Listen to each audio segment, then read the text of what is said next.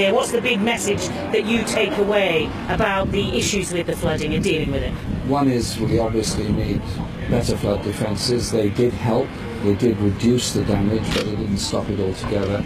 So clearly cuts in the flood defence programmes by the government are not helpful. The second one is the wider issues of river management and storms.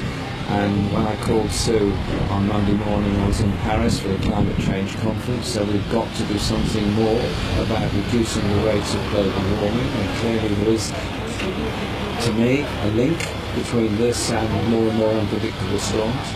And for the people of this town, a number of things come through. One is the devastation to their homes that's happened.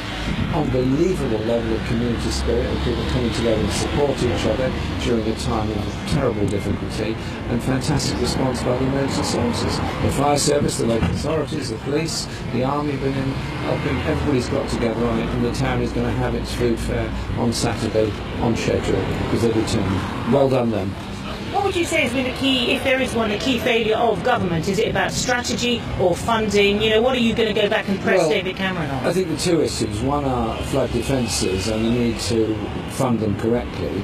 The other is support for the fire and rescue services, not closing fire stations, keeping them open, and making it a statutory duty on the fire service to deal with flood and rescue, which they in fact do anyway, but they need the funding in order to develop it. The other one is a huge issue, is people's lives and insurance. And I met a young family, parents and one child, are faced with a £10,000 a year excess for floods. Well, who can afford that? So there has to be some public support through government, possibly funded through local government. We need to work out a policy on this so that everyone does get access to insurance. Otherwise, towns like this will continue to suffer. Businesses will close because they won't be able to afford the insurance, and you'll end up with a decline in the economy.